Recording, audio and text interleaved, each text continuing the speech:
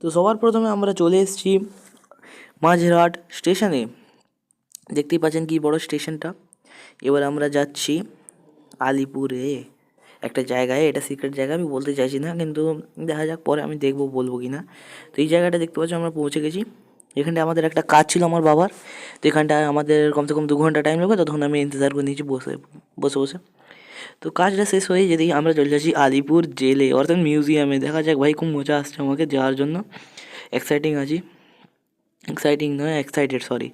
এখানে আমরা পৌঁছে গেছি আলিপুর মিউজিয়াম, অর্থাৎ আলিপুর জেলে। আলিপুর জেলটি এখন অবশ্যই মিউজিয়ামে পরিণত হয়ে গেছে। আর এখানটা আমরা পৌঁছে গেছি, দেখতেই পাচ্ছেন। দেখো আমার সামনে কাকা আছে, দেখা যাক ভাই, কিসমতই পুরো ফোটা। ভাই মিউজিয়ামটা পুরো বন্ধ ছিল। আসার সময়ের পথেই দেখতেই গেলাম একটা আমার বন্ধু, যেখানে সবাইকে ডাকছে তেল নেওয়ার জন্য গাড়িতে। ঠিক আছে, এটি আমার বন্ধুদের কাছে আসতে গিয়ে ভাই কী কিউট লাগছে, দেখতে পাচ্ছ আপনারা, সবাইকে হাই হ্যালো করছে। লাস্টের দিকে আমরা পৌঁছে গেছি মাঝেরহাট স্টেশনের বড় ব্রিজটায়। আমরা এই বড় ব্রিজটায় যাচ্ছি, দেখতে পাচ্ছেন কি বড় ব্রিজ এটি। ওহ মাই গড, বহুত বড় এটা, আর চওড়াও আছে বেশ এই ব্রিজটি।